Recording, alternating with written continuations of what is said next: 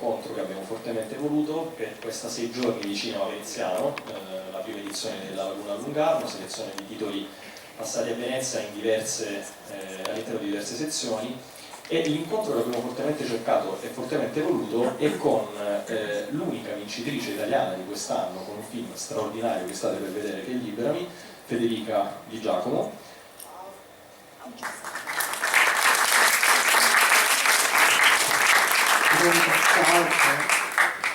Con Federica chiacchiereremo sul film a seguire, appunto saremo molto contenti di ricevere anche domande dal pubblico, anche perché è un film che di domande ne fa scaturire tante. Un saluto intanto alla Sara e poi lo racconteremo dopo. Sì, grazie di essere venuti, il tema è un po' spingente, quindi non è facile che le persone vengano al cinema. E niente, ne parliamo dopo. Questo film ha avuto una gestazione piuttosto lunga, ci sono voluti più di 3 anni e vabbè, poi ne parliamo dopo, vi lascio alla proiezione. Ciao, grazie.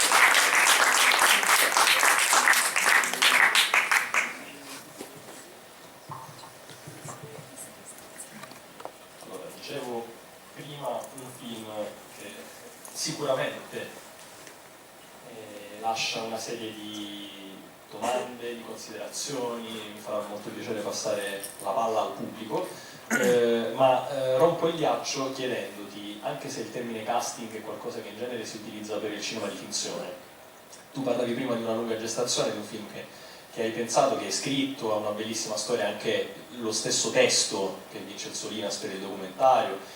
Ma in questa lunga gestazione, parlando di casting, quanti padri, preti hai incontrato, hai scrutato, hai analizzato, quanti casi ti sei ritrovato davanti per poi arrivare appunto a concentrarti su questi? Ne ho incontrati molti, soprattutto di preti, perché all'inizio, anche un po' per capire quello che stava succedendo, anche perché era un tema totalmente estraneo a me. Abbiamo girato tutta la Sicilia, quindi abbiamo incontrato tantissimi preti, tantissimi esorcisti e tutti ci raccontavano storie molto interessanti, però effettivamente, come proprio una specie di casting, poi a un certo punto ci sono personaggi, ci sono persone che diventano personaggi proprio perché hanno intanto hanno delle dimensioni più complesse rispetto ad altri. Cioè Padre Cataldo era molto interessante perché aveva in sé un po' quello che noi pensavamo a volte di tutto quello che vedevamo, cioè aveva questa schiettezza, questa improvvisazione continua, le messe erano sempre diverse per esempio, e questo nell'ipotesi di fare un film, di fare un racconto, ti garantisce che tu avrai una continua fonte di microstorie, di persone che vanno da lui e lui non sai mai come reagisce, quindi quella dose di imprevedibilità che era interessante, però anche di umanità incredibile, allora diventava il simbolo di qualcos'altro. Normalmente poi la scelta avviene diciamo molto più banalmente perché istintivamente sei portato verso quella persona, cioè non ti annoia mai, e allora pensi, se non annoia me non annoierà neanche gli altri. Parlavamo prima di un problema, insomma, che si pone anche in termini di cinema di finzione, soprattutto nel cinema italiano. Spesso i personaggi raccontati non sono così ben scritti, o perlomeno più che altro così ben sfaccettati, ecco, la tridimensionalità. E forse la vera vittoria la trovi poi nel cinema del reale, appunto un personaggio come Padre Cataldo è molto sfaccettato, e c'è un elemento che viene fuori, appunto, quello di questa ironia straordinaria. non so quanto, e questo ti chiedo, fosse scritto, cioè quanto avevi in testa di andare a cercare un personaggio che potesse garantire anche una nota completamente diversa all'interno di un ambiente del genere, e quanto è stata invece pura casualità o perlomeno bravura di un occhio documentarista che cercando ha trovato un elemento del genere. Ma più che casualità è stato, diciamo, qui non c'era veramente niente di scritto, nel senso che noi non avevamo assolutamente idea del fatto che ci potesse essere ironia in un tema del genere. Quello che ci ha stupito è che effettivamente c'era, ma questo dipendeva molto dal contrasto fra la pratica esorcista e il fatto che c'era la vita quotidiana. Quindi qualsiasi cosa appartenesse al paranormale o all'idea che avevamo noi dell'esorcismo, una volta calato in una chiesa in cui le persone vanno, fanno l'esorcismo, poi tornano a casa a fare da mangiare, il prete ha 25 famiglie con cui parlare, quindi ha anche diciamo, un certo tipo di stanchezza, anche moltissimi dubbi, perché tra l'altro i preti vengono nominati dai vescovi, quindi non scelgono di diventare esorcisti. Di base, diciamo, per la Chiesa tutti sono esorcisti in partenza, però la maggior parte di loro non si aspetterebbe mai di doverlo poi diventare sul campo. Quindi l'ironia veniva intanto necessariamente dalla situazione. Poi è vero che c'è un grande lavoro di scrittura nella selezione, io questo però tendo a questa tendenza a farlo e l'ho sempre fatto perché ho una grandissima sensibilità alle parole, mi interessano moltissimo le parole, quindi quando io poi vado in montaggio o comunque anche quando sto in una situazione tendo a già costruire, diciamo, a selezionare delle cose che per me sono fondamentali perché ti danno una dimensione del problema, un'altra. Appunto nel caso di Padre Cataldo e di molti di loro, però c'era diciamo, questo fatto di seguirli tutti i giorni, ti garantiva inevitabilmente di trovare anche delle situazioni come quelle che vedete nel film. Parlando invece di un aspetto più tecnico, al di là della scrittura per parola, quindi della scrittura, diciamo, per immagini sul campo in quel momento, quello che sicuramente credo non solo a me ma immagino anche a tanti spettatori si pone come domanda è quello della distanza della macchina da presa, cioè non so se esiste in questo caso una giusta distanza, ma se esiste qual è la giusta distanza per raccontare qualcosa del genere, cercando di mantenere, la macchina da presa diventa a un certo punto invisibile, probabilmente c'è un grado di conoscenza dei personaggi, delle persone, insomma, così importante da rendersi invisibile, ma è interessante proprio questa volta la distanza sul campo visto quello che sta per succedere, perché poi tu conosci questi uomini, queste donne, ma nel momento in cui succede quella roba diventano altro da sé. No, dunque la giusta distanza, che poi è la cosa più difficile da trovare, innanzitutto è capire che cosa tu vuoi raccontare. All'inizio tu non sai esattamente che cosa, soprattutto in questo caso che era qualcosa di completamente estraneo a noi che non conosciamo neanche prima, l'idea era noi perché vogliamo raccontare questa cosa vogliamo mostrare, ci crediamo, non ci crediamo, credo alle persone che si buttano per terra, credo al prete. Allora piano piano tu inizi a calibrare le cose e capire che cosa veramente ti sta toccando, e qui l'idea era che a noi non toccava più tanto la questione Satana esiste o no. Questa domanda, che era stata la prima domanda, non ci interessava più tanto alla fine dei 3 anni. Alla fine dei 3 anni ci interessava capire, ci interessava sentire più che capire, sentire la sofferenza delle persone manifestata in un altro modo. Cosa voleva dire manifestarla in quel modo? Come si poteva tornare a casa dopo l'esorcismo? In che cosa l'esorcismo era simile ad altre cose che io vedevo nel mondo, o quel disagio era simile ad altro? Allora lì la giusta distanza diventa come dire, la tua postura morale, no? Di fronte alla cosa.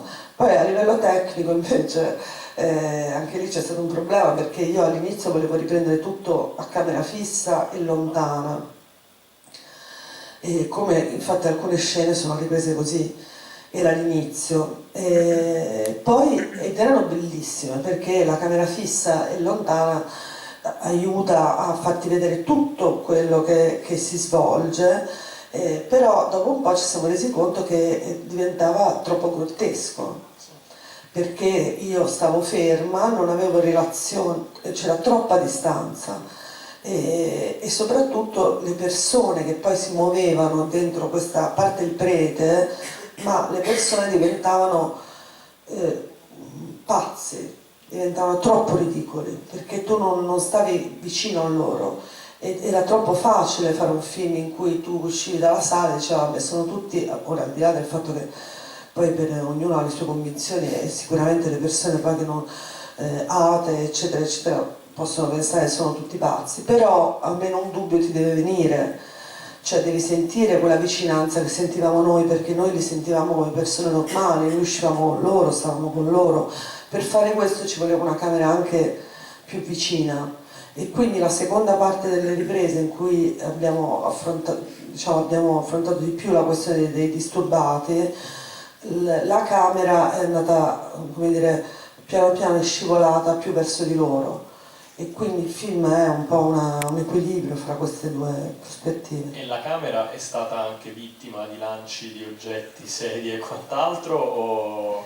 Allora, solo una volta io sono stata aggredita fisicamente, però ho sbagliato io, perché c'era una ragazza che ha avuto una crisi e io mi sono avvicinata troppo e lei giustamente si è incavolata, mi ha preso la videocamera, c'è stata una lotta. Però a parte quel momento, la cosa interessante è che perché io ho chiesto questa cosa a loro, e loro mi hanno detto che in quel momento loro vivono una specie di combattimento, la maggior parte delle volte sono in trance. Quando non sono in trance vivono una lotta fra la loro parte cosciente che cerca di trattenersi, quindi di non dare le escandescenze, di non aggredire il prete, di non avere reazioni troppo aggressive, e l'altra parte, che per loro è Satana o chi per lui, che invece gli fa fare delle altre cose. Quindi anche quando per esempio la ragazza lancia la sedia, qui questa volta si è trattenuta. Io l'ho vista 2 volte prima, 2 esorcismi prima, e invece all'altro prete, non a Padre Cataldo, perché lei andava da tutte e due, gliel'ha proprio lanciata addosso. E lì è molto discrezionale. Allora, domande dal pubblico.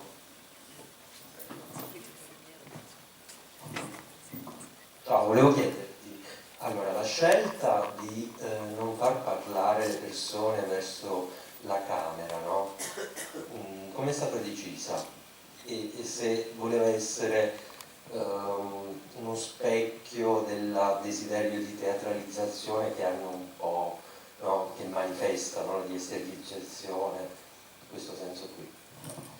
Dunque, io non amo molto il linguaggio delle persone che parlano in camera, perché a meno che non sia uno sfogo con una temperatura emotiva molto alta, poi diventa immediatamente troppo razionale.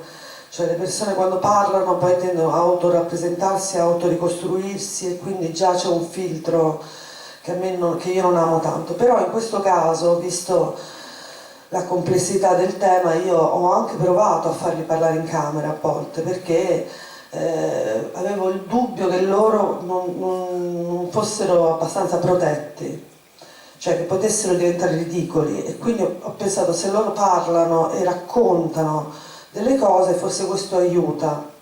In realtà quando poi loro parlavano diventavano intanto noiosissimi, cioè raccontavano le cose ma diventava tutto su un piano estremamente razionale, pulito, non era più interessante, era come se si staccassero le due identità.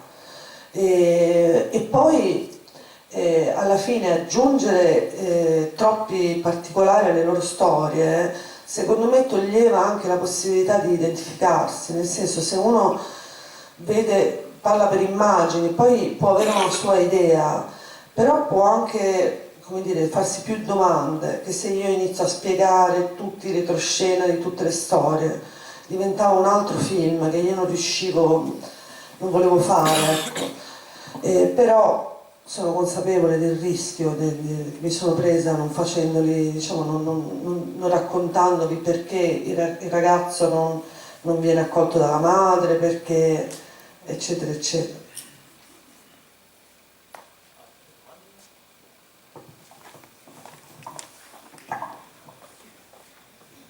Sì, in un brandello di vita c'è la vita, c'è tutta la vita, no? E quindi voi registi siete in grado di prenderla, se siete appunto bravi, e dentro queste vite ci stanno le cose, c'è combattimenti per essere in trance, per entrarci, uscirci, tornare alla vita. Senz'altro, andando a queste vite così esteriorizzate, così espressive, così diremo forti, prendere dei brandelli, metterli uno dietro l'altro, questo lavoro di montaggio che te insomma, hai fatto molto bene, però pesa un po' perché forse noi abbiamo bisogno anche noi che si guarda, no? Non magari tanti che sono figli, sono aspiranti registi, me che sono un semplice spettatore, ho bisogno anche di soffrire con loro e quindi di non farli ricordare troppo, non farli essere troppo così, no? Penso a Silvia, che la segue in tutto il suo sviluppo, ma poi in realtà non si capisce perché, cosa succede, no? Allora è bene, come dici te, non fare le storie, che sarebbe stata una cosa impossibile, poi sarebbe durata 20 anni questo film. Quindi i brandelli di vita, in vite così espressive, dicono qualcosa. E dicono non mi interessa il diavolo, però in loro c'è il diavolo, c'è una taranta, non so cosa c'è. C'è dei problemi di spiritualità che noi in questo nostro mondo viviamo in maniera molto fissa, perché io penso che siamo esseri spirituali tartassati da una società che invece ce lo nega. Allora io con quest'ottica, che è la mia ricerca che faccio, la mia vita, non di regista ma così, vita normale, che cerco questa cosa, la spiritualità delle persone,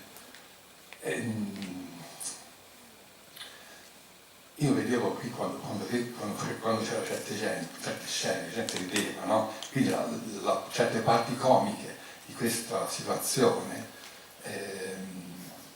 come si combinano con quelle che non sono comiche. Non lo so, stamattina mi sono alzato, poi finisco, e Alina stava guardando, la mia compagna che era qui, stava guardando un documentario sul Kenya. Facevo vedere una tribù che continua a fare dei riti tribali. Sacrificano una capra, la sgozzano e poi col sangue messo in una ciotola spruzzano un albero secolare. Ecco, può essere una cosa simile a quella che hai fatto te. Con quale occhio si guarda questo rito? Ci vuole l'antropologo, ci vuole il filosofo, ci vuole il regista e basta? Io non lo so, io penso che il bisogno di spiritualità sia una cosa enorme, che noi viviamo, che noi, forse anche con questi piccoli tratti che te ci dai, no? Però io poi ho bisogno di andare avanti e mi torna male che questa cosa sia in mano agli esorcisti. Perché gli esorcisti sono una struttura che si sta da una categoria, no? Quindi forse i cataldici ce ne saranno pochi tra un po', ci saranno degli eserciti di esorcisti. È un brutto, la cosa che ti scrivi in fondo mi fa molto paura, ecco, mi fa molto paura. Se questo tuo film può essere un modo per esorcizzare gli esorcisti, ben venga. Se è una curiosità non mi basta, questo bisogno di spiritualità è una cosa enorme, bisogna dare una grande dignità. Qui davanti c'è una vignetta, qui all'ingresso, questa qui tutte forse l'avete presa, che dice, vedi François, se io ti do uno schiaffo così dal nulla, quella è sorpresa. Se invece te lo dico prima, beh, quella è suspense. E François dice, ma non mi piccherei mica, vero? Ecco, io sono quello lì che dice, non mi piccherei mica. Non so No, è molto interessante quello che dice, perché in realtà quello che, diciamo, uno dei sensi del film è proprio sulla spiritualità, però sul fatto che molte persone, diciamo, io riporto quello che ho visto, cioè questo film chiaramente lo vedo con i miei occhi, però è veramente una sorta di testimonianza. E quello che io ho visto è che il modo in cui le persone vanno a chiedere l'esorcismo è un modo molto consumista. Cioè, io capisco che uno, pensando a questo tema, possa immaginarsi, come dire, dei percorsi molto più profondi, molto più rielaborati, eccetera. Però quello che ho visto non è questo. Quello che ho visto sono tante persone che vanno lì, che magari non erano vicino alla chiesa, erano, come dire, come metà degli italiani andavano ogni tanto a messa. A un certo punto hanno avuto questo problema, gli hanno detto perché non vai da un esorcista e ci sono andati. Però lì l'esorcista era il primo che diceva ma voi dovete fare un percorso di fede, io non sono mica un guaritore, dovete fare qualcosa anche voi. E loro volevano essere esorcizzati in quel momento, subito, e se lui quel giorno non li esorcizzava si innervosivano. Allora il problema è che la questione della spiritualità è interessante, come dire, porsi la questione, ma non solo dal punto di vista della Chiesa, perché io non sono cattolica e quindi, anzi, ero piuttosto critica. È vero che io ho trovato forse più spiritualità nei preti, che comunque a loro modo, con il loro dogma, con le loro convinzioni, però veramente stanno a accettare, almeno quelli che ho visto io, poi io non posso dire per nessun altro, però a accettare, consolare e esorcizzare 20 famiglie al giorno, che in quelli che ci vanno. Cioè la questione della spiritualità è anche in chi la cerca, come la cerca, perché ormai c'è una questione di senso così grande per cui uno vuole essere liberato subito. Un prete mi ha raccontato che è arrivata una persona da lui e gli ha detto no, io sento di essere posseduto, indemoniato, insomma, problemi diabolici. E il prete gli ha detto guardi, secondo me lei non ha un problema diabolico. E lui si è incazzato ed è andato da altri preti finché non ha trovato uno che gli ha detto che era posseduto. Allora il problema è molto profondo, riguarda come dire, trovare qualcuno che capisca che disagio abbiamo, che tipo di disagio è, che ci curi, che riesca a farlo anche se non abbiamo le possibilità economiche, che riesca a farlo anche se non rientriamo in un certo... E questo in un certo senso la comunità cristiana in questo momento è, come dire, può in questo putpurri di grandi possibilità terapeutiche che abbiamo, dall'iridologo all'ayahuasca, eccetera, eccetera, ci sta anche l'esorcista. Questo per me, questo è quello che ho visto io. Quindi ho cercato di esprimere anche questo punto di vista. È chiaro che poi ci sono delle cose che fanno ridere, ma questo fa parte della vita, perché quando le persone hanno troppo bisogno di qualcosa e si scontrano con la realtà, a volte fa ridere, però ridono anche loro.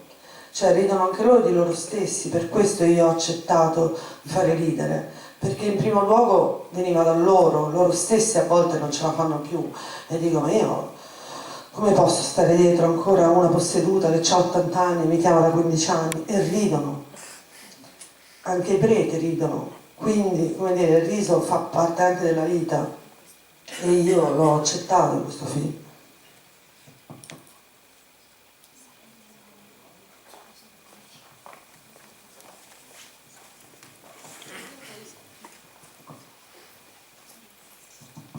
Domanda che sovrasta tutte le altre, però probabilmente non è la persona giusta alla quale rivolgerla, insomma, indirizzarla.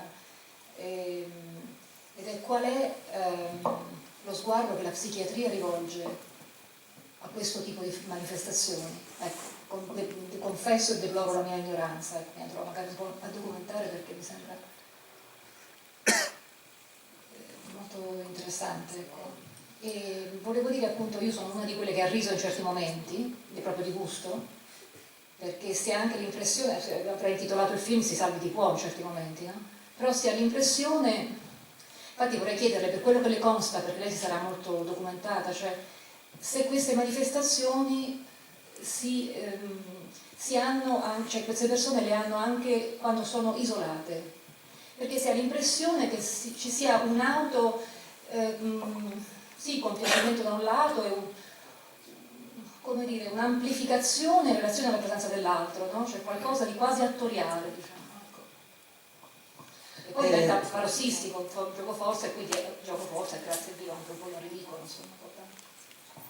Guardi, le posso dire cosa mi hanno detto alcuni psichiatri, perché io al corso di formazione ne ho seguiti 3 e c'erano molti laici anche, fra cui molti psichiatri, e alcuni di loro mi hanno detto: guardi, noi veniamo qua perché abbiamo dei casi che non riusciamo a risolvere, soprattutto casi di ragazzi giovani. I ragazzi giovani che vanno sotto a queste mode sataniche, hanno a che fare in vario modo, con il mondo dell'occultismo, eccetera, eccetera, vengono da noi, però hanno dei disturbi stranissimi. E quindi siamo venuti anche noi qui per documentarci. Poi è arrivata in una delle proiezioni a Bari ultimamente, c'era anche una psicologa, e lei ha detto che sono chiarissimamente delle forme di isteria che diventano fisiche, per esempio il dolore alle gambe, cioè si reificano nel fisico, e che questo è chiaro. Quindi diciamo, evidentemente ci sono psichiatri che hanno le idee più chiare, psichiatri che invece hanno forse dei casi più difficili, però ci sono delle questioni aperte, cioè la psicologia e la psichiatria un po' meno forse, però si sta ponendo il problema, ma se lo pone da anni sulla questione della possessione. Non ho gli strumenti per rispondere che cosa esattamente ne pensi. Io speravo che venisse fuori esattamente questo tipo di questione. Cioè, mi interessava molto porre la questione del limite fra il disagio psichico e il disagio spirituale, quindi sono contenta che questo film possa alimentare un dibattito. Sulla questione dei loro disagi dipende dalle persone. Questo è stato molto interessante, perché normalmente quando la videocamera entra nei posti, qualsiasi sia il posto o il tema, c'è sempre una forma di autorappresentazione. In questo caso la cosa molto bella era che, diciamo, quello che loro facevano era molto più intenso che l'esperienza che loro facevano con noi. Cioè, per loro andare lì e comunque avere una crisi era qualcosa di così forte per cui si dimenticavano della videocamera, tanto che era più facile riprenderli lì dentro che fuori, perché fuori la videocamera si sente di più. Fuori dovevano coinvolgere parenti, amici, avevano paura del giudizio, perché la paura del giudizio è una cosa che li fa soffrire tantissimo, perché effettivamente quando iniziano ad avere dei dubbi su quello che hanno, un conto è avere dei dubbi in famiglia, un conto è che tutto il paesino pensi che tu sei un'indemoniata, e allora lì diventa un problema. Quindi paradossalmente il potere il problema della videocamera qui, vista la questione, era inferiore. Alcune delle persone che ho seguito, la ragazzina aveva delle crisi di trance, come quella che avete visto in casa, anche fuori. Gli altri mi riportavano che avevano disagi fisici, molti non dormivano la notte, avevano visioni notturne, desiderio di suicidio, oppure avevano cose buffissime, tipo la signora che lancia la sedia mi raccontava che lei andava in chiesa e vedeva tutti i santi, vedeva le statue che facevano le corna e aveva visioni strane, però non aveva crisi così. Loro le crisi, e questa è una cosa risaputa della possessione, è la versione per il sacro, quindi la crisi ce l'hanno col prete. Loro vanno, diciamo, l'esplosione ce l'hanno di fronte al sacro, quindi di fronte a certi strumenti del sacro come l'acqua santa, certe preghiere, anzi una preghiera specifica che è proprio quella che loro fanno. E il fatto che ci fosse questo automatismo, io l'ho visto, io non posso dire se sia messo in scena o no, perché veramente non lo so, non posso saperlo. In alcuni casi sembravano meno convincenti, più finti, in alcuni casi sembravano verissimi, però la cosa che io posso dire per la mia piccola esperienza, poi io non sono un'esperta mondiale, però è vero che c'era un automatismo troppo strano, perché il fatto che una ragazzina di 15 anni e una vecchia di 80 anni reagissero alla stessa parola in contesti diversi, in momenti diversi, ma sempre a quella parola, era strano. Io non so ancora come la psicologia spieghi questo, non credo che non sia ancora riuscita a spiegarlo, se non come una forma di isteria culturalmente codificata, per cui a un certo punto la tua isteria, diciamo, si autosuggestiona con i simboli culturali che hai e trova una strada, però non è esattamente ancora molto chiara la questione, penso neanche per loro. Ma sono sempre riti collettivi? No. Allora, fino al 600 era collettivo l'esorcismo, poi la Chiesa lo ha reso individuale, e quindi teoricamente per la dottrina della Chiesa non solo è assolutamente vietato fare riprese audio-video, e per questo film è una specie di piccolo miracolo, perché però appunto poi c'è la pratica, e nella pratica i preti si trovano con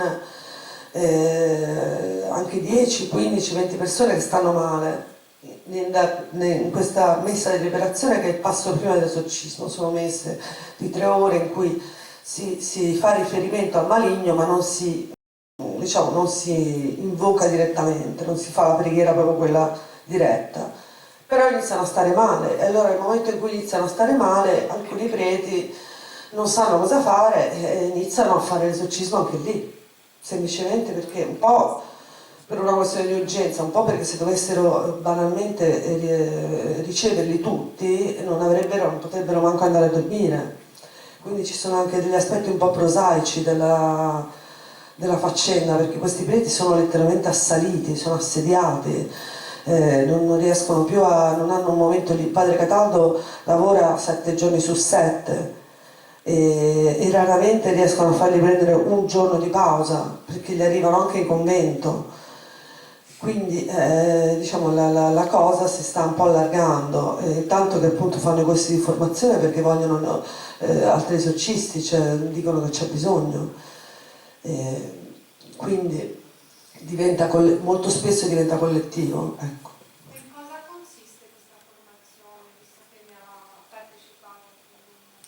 partecipato? Dunque, quella a cui ho partecipato io è una settimana di lezioni aperte sia ai preti esorcisti che ai laici su moltissime cose, sulle sette sataniche, sul linguaggio usato dagli satanisti, dalle mode giovanili, aspetti legali dell'esorcismo, aspetti di psicologia, per esempio c'è la questione della lotta, diciamo, dei crimini che fanno, perché i satanisti tendono per esempio a rubare oggetti dalle chiese, allora ci sono delle lezioni pratiche in cui si cerca di spiegare come difendersi dai satanisti, e poi ci sono esperienze, diciamo, esperienze di esorcisti anziani che spiegano come fare, ma è molto interessante, devo dire, il corso, è piuttosto articolato, contemporaneo, ecco, direi. Io volevo chiederle come si è avvicinata a questo tema, soprattutto, principalmente, diciamo, la prima idea, e poi se ha dovuto rinunciare a del materiale in questo documentario, e se appunto per qualsiasi motivo, dalla compassione o altre cose, ha tagliato qualcosa che comunque magari era molto forte. E dunque io ho cominciato proprio perché ho letto questa storia dei corsi di formazione. E io cercavo, mi interessava la questione delle ossessioni, no, la questione diciamo, della psicopatologia della vita quotidiana mi è sempre interessato. E a un certo punto, per caso, io vivo a metà fra Roma e la Sicilia, ho trovato questo corso però a Bagheria.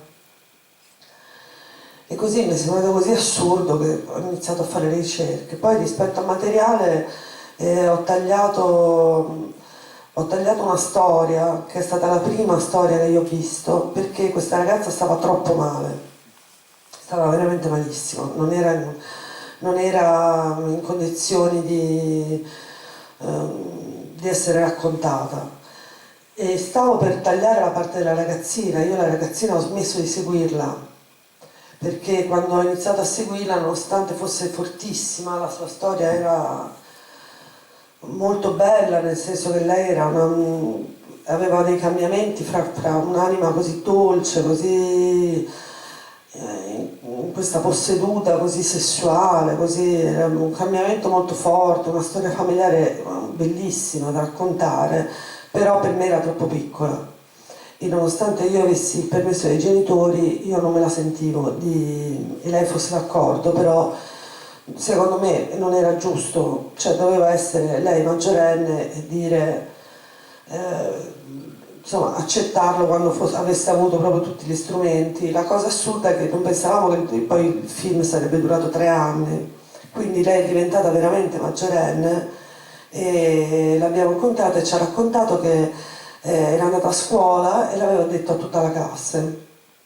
E, insomma, lo sapevano tutti quello che lei aveva passato, aveva un ragazzo, un fidanzato a cui, che era consapevole, eccetera, e voleva tornare da padre Cataldo per ringraziarlo. A questo punto è rientrata nel film, però lì avevamo, insomma, su di lei ci sono stati molti dubbi, c'è stata una discussione molto lunga. Poi quando era maggiorenne a quel punto abbiamo detto va bene, poi entrare. Il resto del materiale è molto materiale in cui intanto si vedono troppe facce. Io ho cercato di non far vedere i visi di persone che non avessero dato la liberatoria, non fossero diventati proprio personaggi del film, perché non era proprio, cioè, non è giusto. E quindi tantissimo materiale anche di gruppo molto forte ho tentato l'ho tenuto fuori. Poi ho tenuto fuori un prete che era veramente pazzesco, una cosa che a me mi è costato anche andare alle sue messe, perché uscivo che ero io indemoniata dopo la messa di lui. E lì io delle riprese, però lui non era sicuro, insomma, cioè qui in questo film non si poteva proprio assolutamente fare niente che, come dire, fosse leggermente ambiguo, cioè dovevano essere proprio tutti consapevoli, tanto che li facevamo vedere anche il materiale, molto spesso video, ai preti, a loro, perché la responsabilità di esporre le persone in queste condizioni te la puoi prendere solo se sei molto sicuro, se no diventa impossibile proprio anche umanamente. C'è una cosa, oddio mi rimbomba, no, c'è una cosa che, perché rimbomba tantissimo, c'è una cosa che un pochino è mancata nel film, cioè almeno a me è mancata, ok, mi ha incuriosito tantissimo. Voi avete tutta una serie di personaggi che si sottopone a degli esorcismi e bene o male non ne esce nessuno, perché poi da ultimo anche quando la ragazzetta la riportano per ringraziare, tanto pare non le sorte, nel senso che comunque continua a avere dei legami con questa cosa.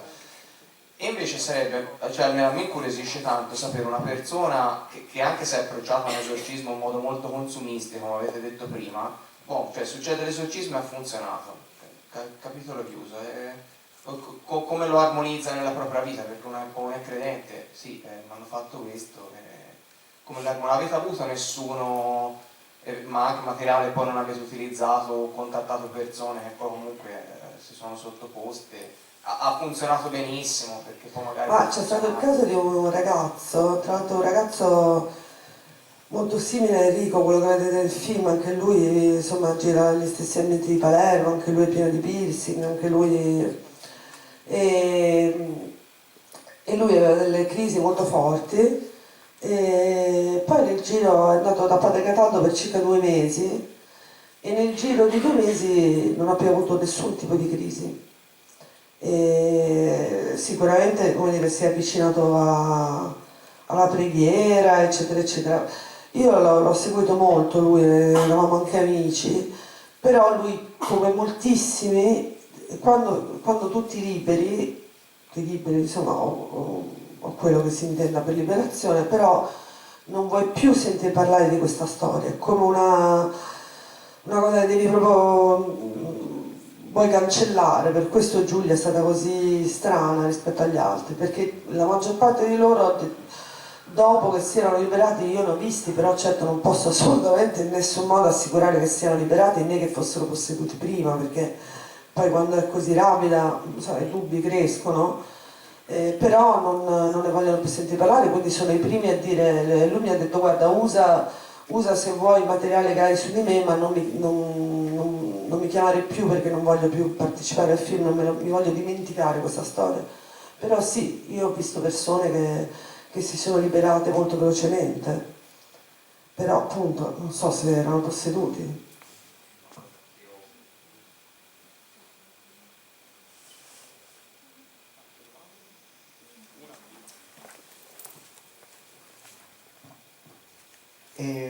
Questa non è tanto una domanda, è più un elemento anche per il dibattito di prima.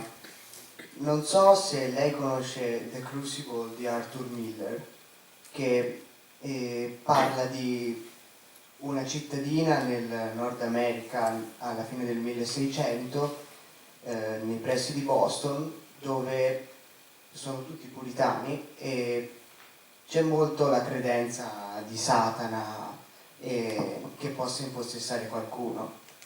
E una notte ci sono le figlie delle ragazze del paese che fanno una festa, ma iniziano a correre nude per la foresta, però devono nascondere tutto ciò e non vogliono che ciò esca fuori.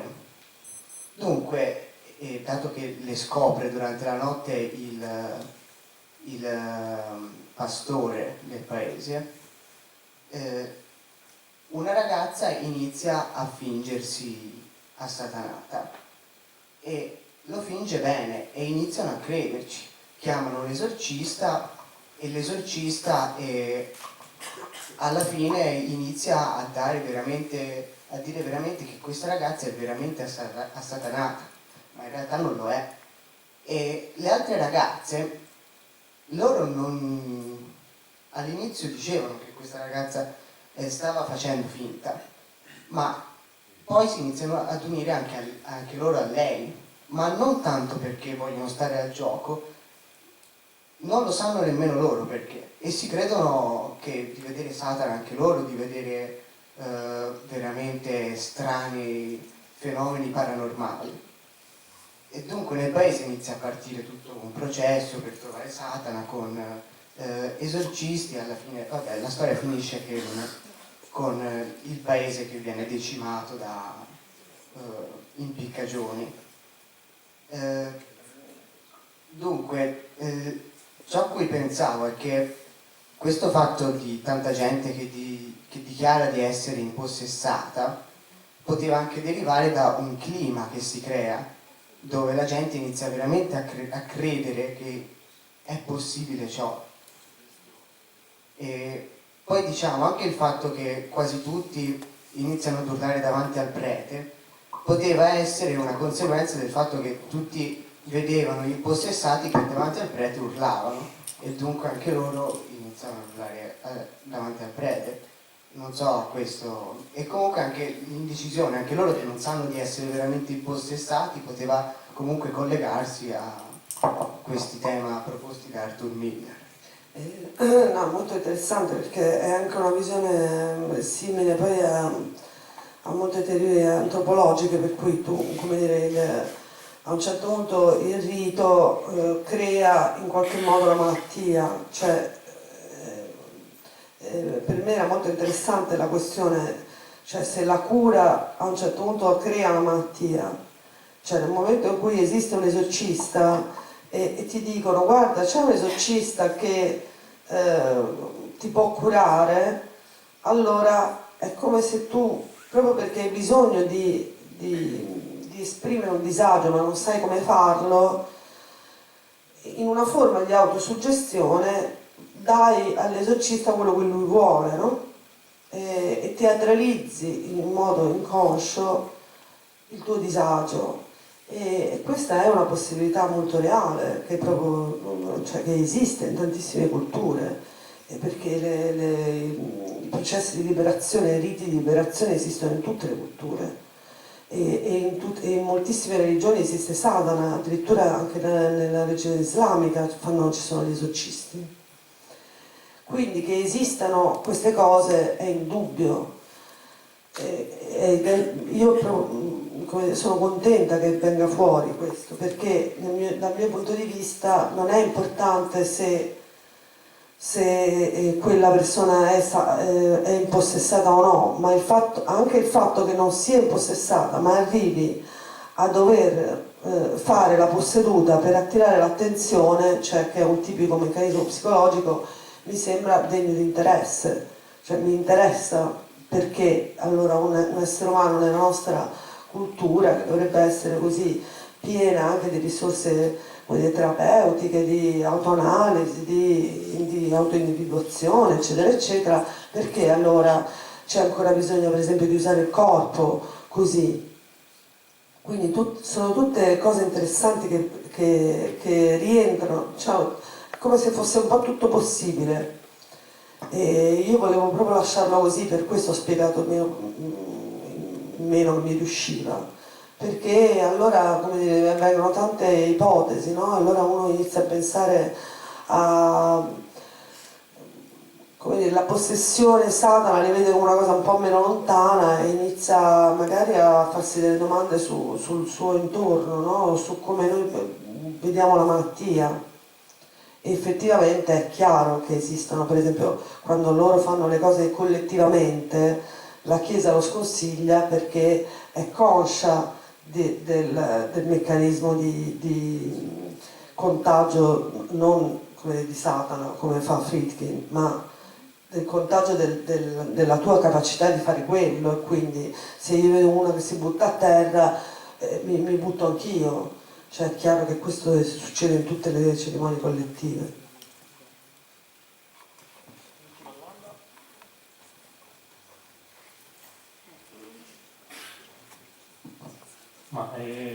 Io sono uno psichiatra, sono un medico psichiatra, faccio anche lo psicoterapeuta e ho trovato il film come documento abbastanza interessante, però come approfondimento sulla parte clinica è un po' di coluccio, cioè le cose anche che sono state dette durante questo dibattito non mi hanno convinto granché, perché guardando i casi proprio che ha mostrato, le persone che ha fatto vedere, non è che è dubbio che abbiano qualche problema di tipo psichiatrico, psicologico, come vogliamo chiamarlo.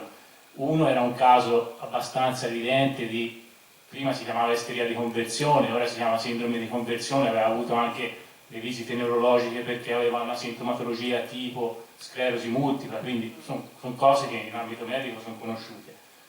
Quell'altro ragazzo probabilmente aveva qualcosa a cavallo tra una sindrome borderline e una schizofrenia, però non voglio entrare nel discorso diagnostico. Quello che non mi convince, per esempio, è come si fa a pensare di mettere sullo stesso piano un discorso psichiatrico e un discorso religioso, o comunque di un credo religioso, dicendo ma al corso c'erano anche psichiatri laici. Ora, io voglio sapere quanto è laico uno psichiatra che va a insegnare a un corso per esorcisti. Probabilmente. E un'ultima cosa, poi finisco, io credo che invece l'approfondimento sulle storie era importante farlo, perché magari si capiva perché questi avevano questo tipo di problemi, e ogni persona, in quel caso ogni paziente, ha una storia che può spiegare la sua patologia in qualche modo.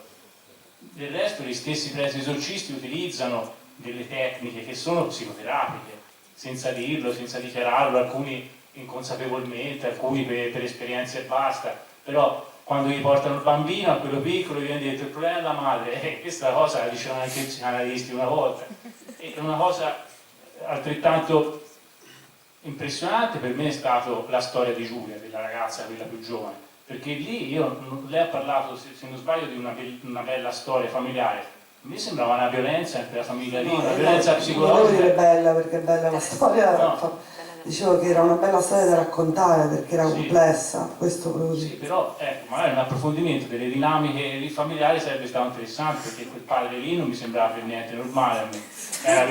Era violentissimo, attaccava nello specifico la componente femminile della donna, la componente sessuale, che quella aveva in via di sviluppo ovviamente perché era un adolescente. Ho trovato veramente di una violenza. E Padre Cataldo non l'ho visto particolarmente ironico, l'ho visto più ridicolo, senza saperlo proprio, perché aveva degli atteggiamenti veramente, non lo so, ecco, io sono rimasto, ero incuriosito dal film, sono contento di essere venuto, però alcuni argomenti vanno approfonditi meglio, perché così guarda, io sugli psicologi laici del corso, io non sono una psichiatra né una psicologa, quindi io riporto quello che, diciamo, che ho visto, ma non sto dando un giudizio di merito. Sul film, qui si parla di linguaggio, cioè io fortissimamente non avrei voluto fare un film che dava, dava delle spiegazioni psicologiche.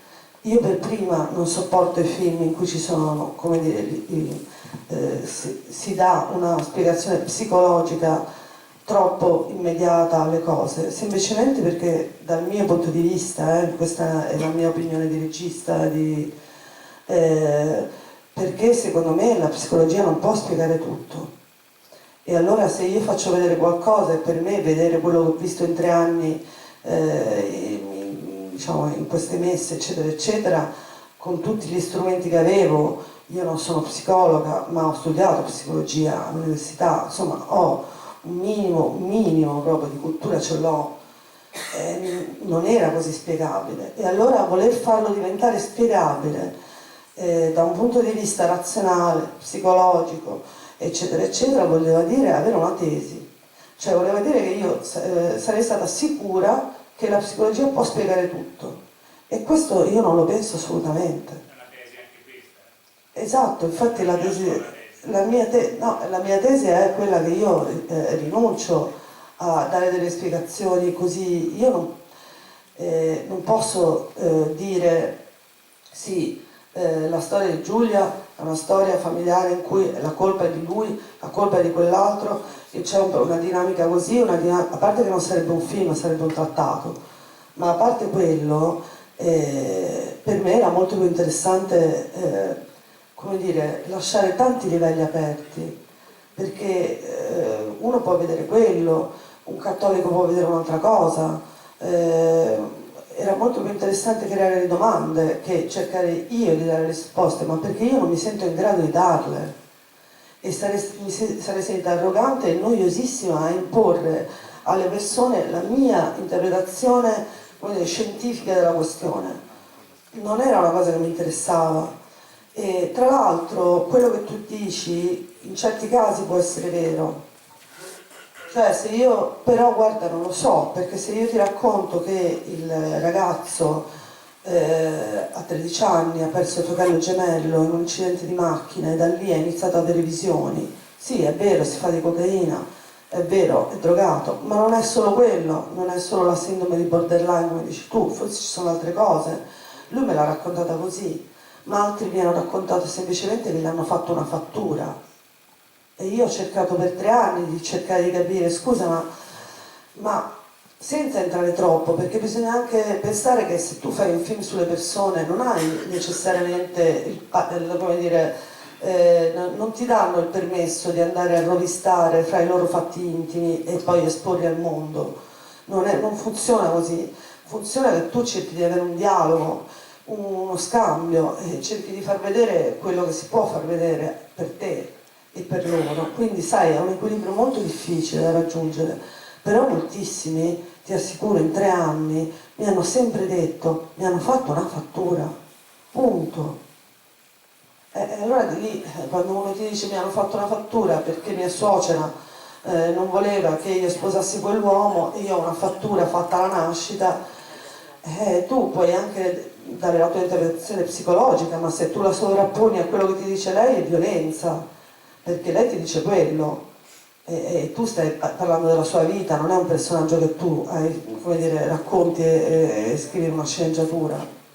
Quindi sai, è molto difficile trovare il limite. Un equilibrio molto complesso, ma che rende probabilmente il cinema del reale, il mondo documentario, quanto di più forse in questo momento in Italia sia più interessante all'interno del regno della settima arte.